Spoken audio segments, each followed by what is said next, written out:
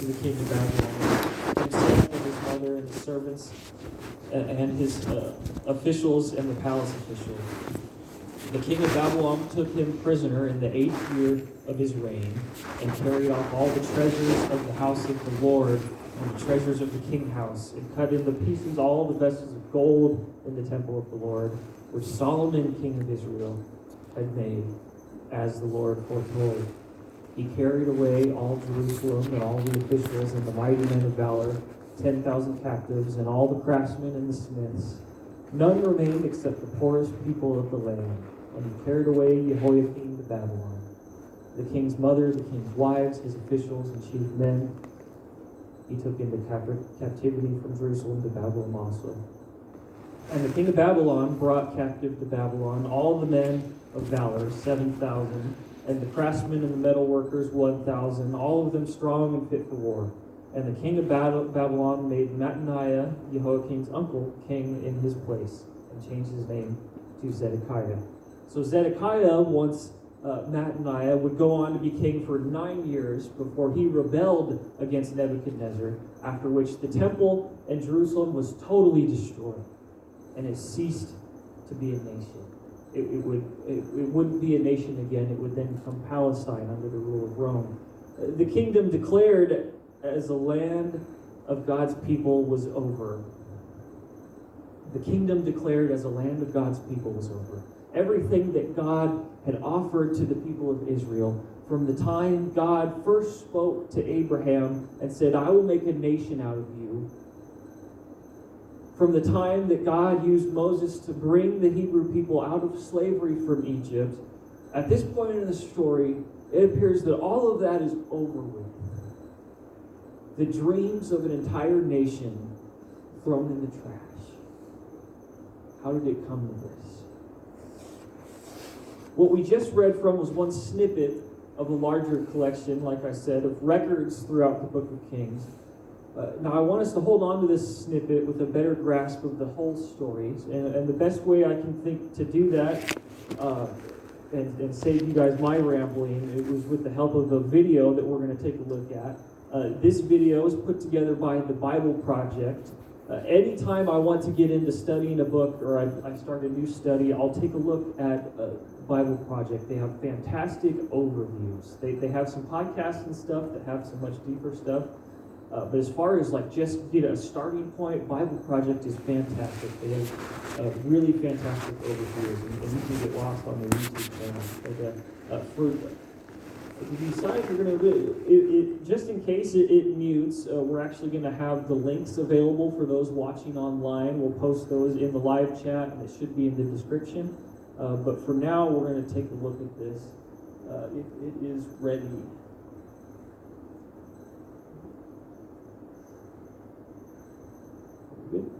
Kings. Although they're two separate books in our Bibles, they were originally written as one book telling a unified story that continues on from the book of Samuel that came before it.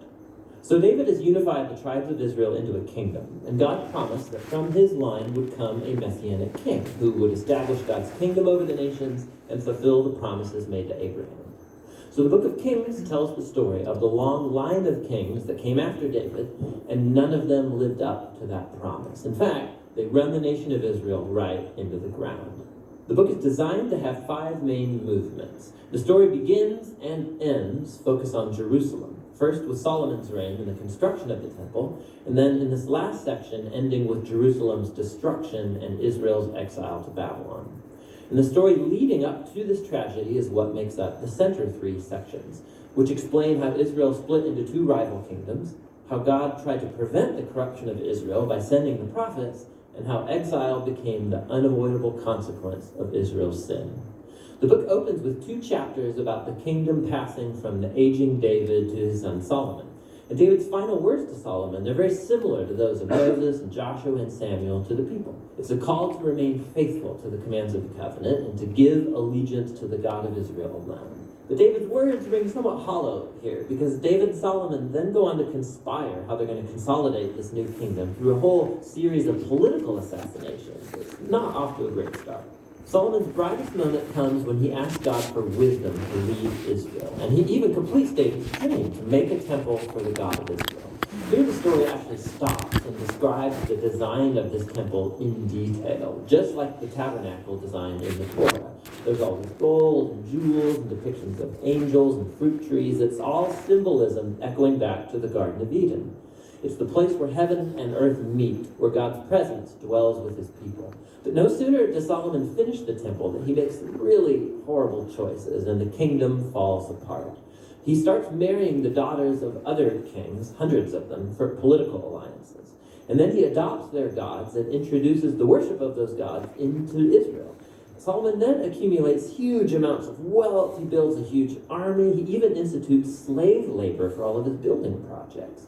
Now, if you go back to the Torah and look at God's guidelines for Israel's kings in Deuteronomy 17, Solomon is breaking every one.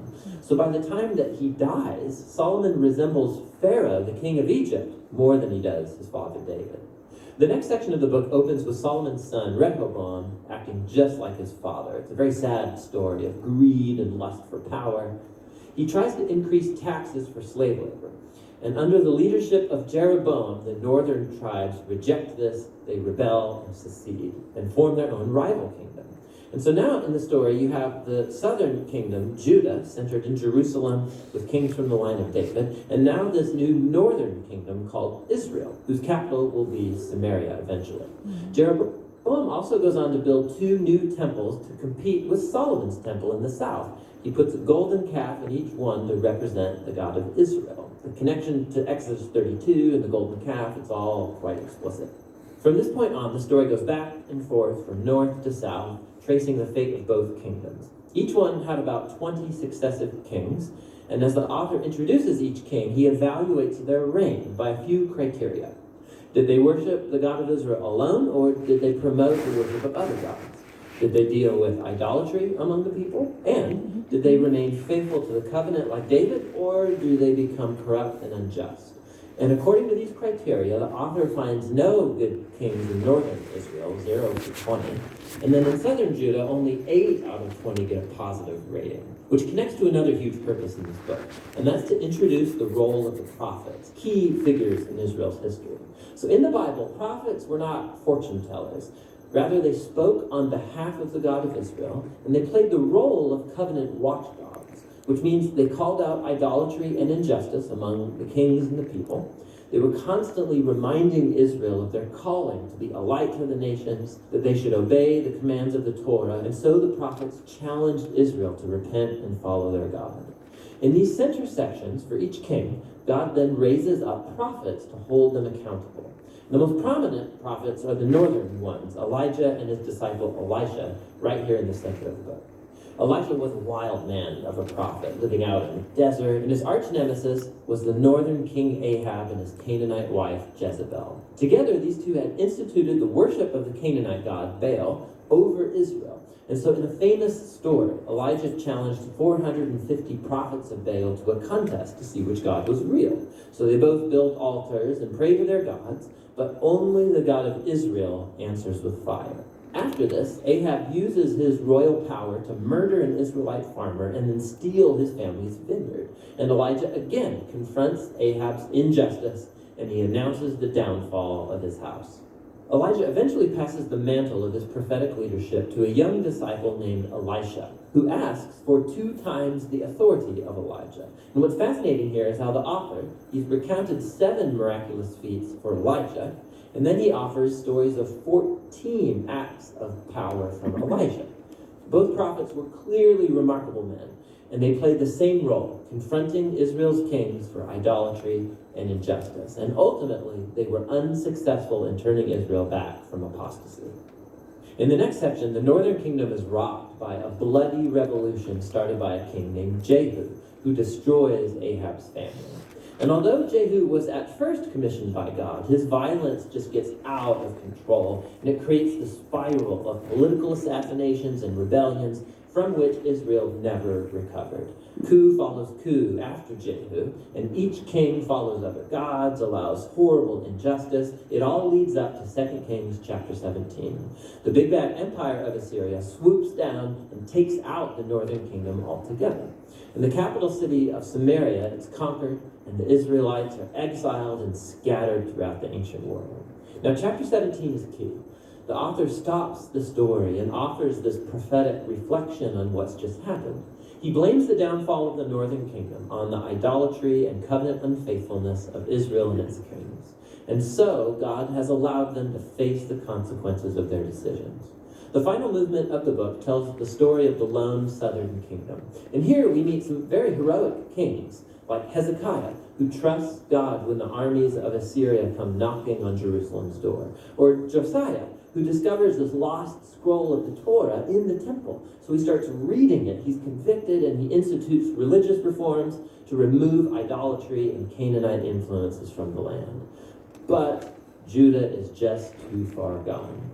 The king, right in between these two, Manasseh, he's the worst by far. So he not only introduces the worship of idol statues into the Jerusalem temple, he also institutes child sacrifice. And so God sends prophets to say, the time is up, Israel has reached the point of no return. The final chapters tell the story of the Babylonian Empire coming to invade Jerusalem, destroy the temple, and carry the people and the royal line of David off into exile. And so the story ends leaving us wondering, is God done with Israel? Is he done with the line of David? Well, the final paragraph zooms about 40 years forward into the exile, and it tells a very odd story. It's about Jehoiakim, a descendant from David, who would have been king if he was back in Jerusalem. And the king of Babylon releases him from prison and invites him to eat at the royal table for the rest of his life, and the book ends. So it's not much, but it's a story that gives a glimmer of hope that God has not abandoned the line of David. So the question now is, how is God going to fulfill his promises to Abraham, to David? How is he going to bless the nations and bring the Messianic kingdom? And to answer those questions, you have to read on into the wisdom and the prophetic books. But for now, that's the book of Kings. And that is the book of Kings, no thanks to me, but incredible stuff, even from a purely historical standpoint. You have the collapse of a nation within a sequence of events. And I know that's a lot of information fast, but there's just a few things I really wanted to see here. The book starts with the death of David. David and Goliath David. Man after God's own heart David. Even at the time of Jesus, David was looked to as the ideal king. The way I like to think of it, David was the best that humanity could give to God at that time. And that statement comes with baggage. If you look into what David actually, his shortcomings and his failures through his kingdom, for his time as king. But once he dies, he still always turned back and honored God. But once he dies, the name of the game becomes compromise.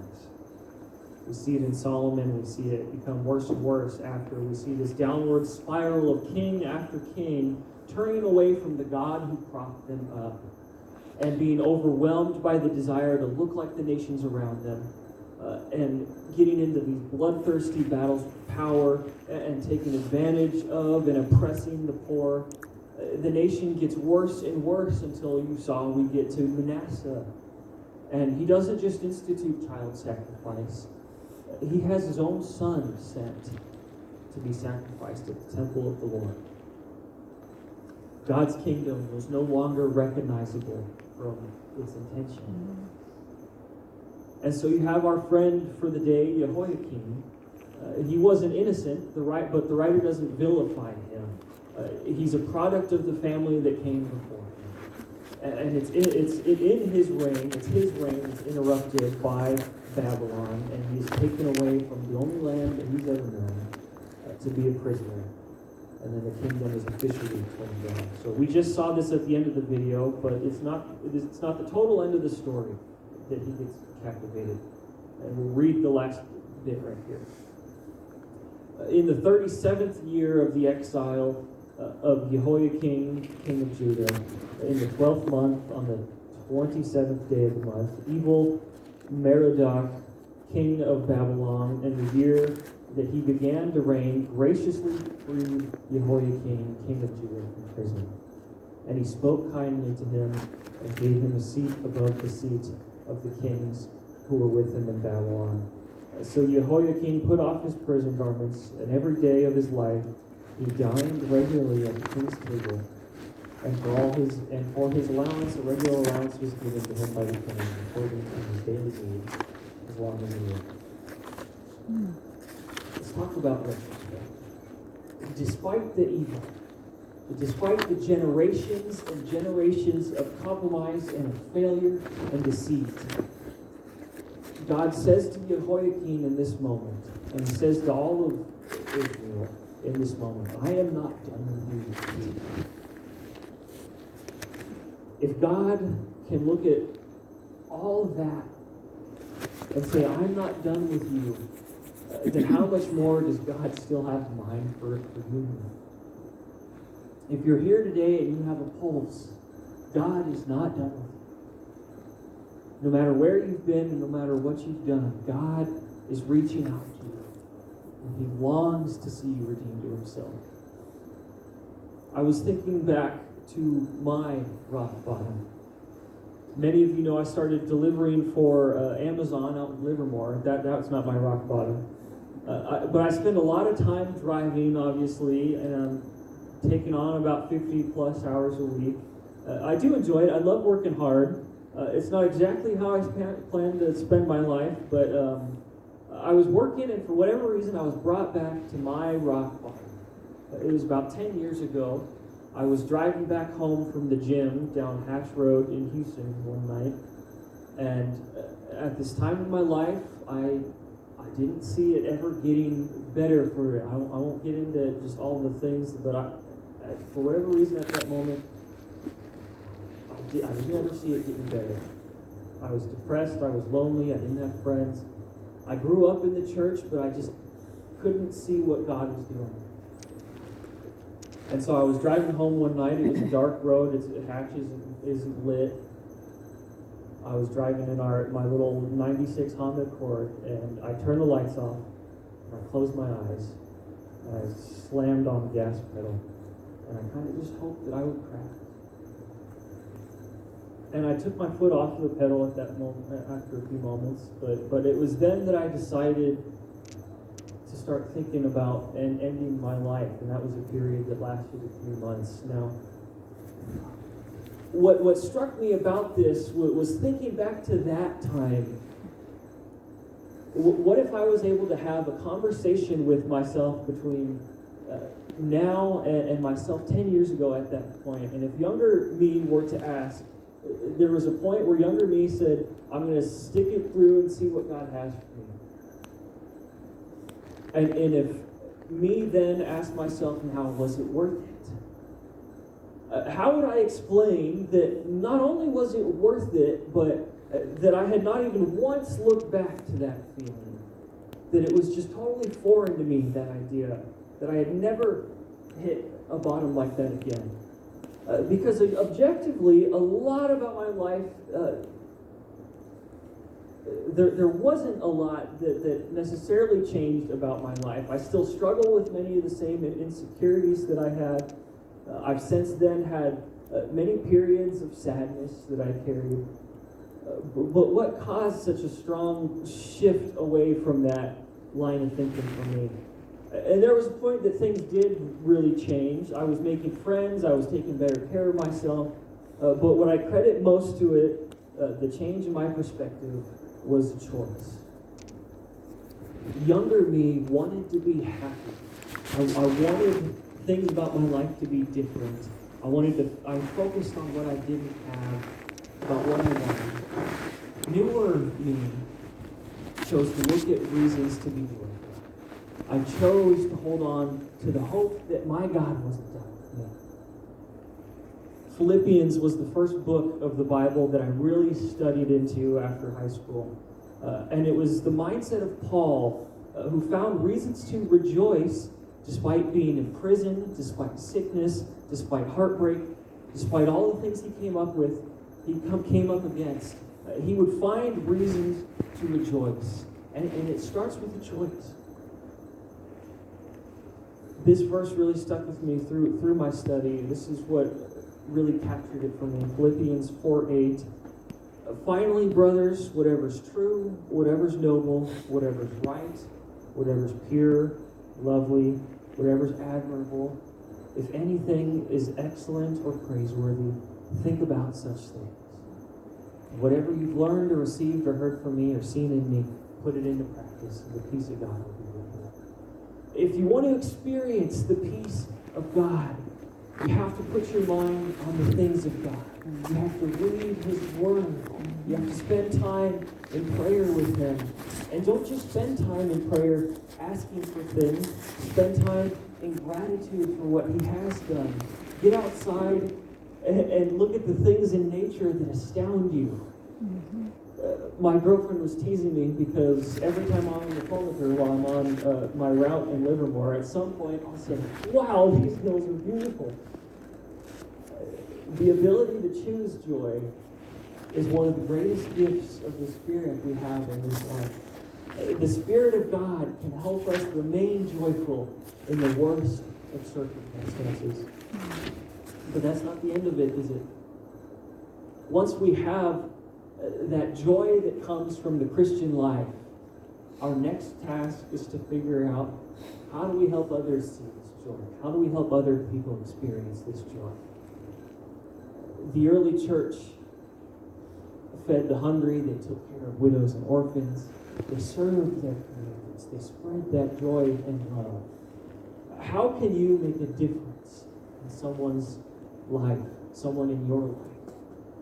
What act of kindness can you do to brighten someone's day? It doesn't have to be huge. Something I'm going to start doing it because I've had a couple houses do it for me on my route. Every once in a while there'll be a basket out and it'll have like drinks and snacks and stuff, and it just says thank you for what you're doing. And they don't have to do that. I'm getting paid to do it. I'm not looking for thank yous. But I had like almost back-to-back two houses were doing that. And my mood was just tremendously boosted. And I could care less about the snacks, but for someone to go out of their way to say, thank you, I appreciate you, even when they don't have to.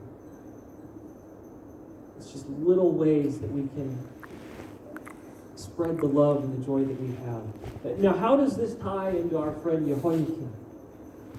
Let me lay this out.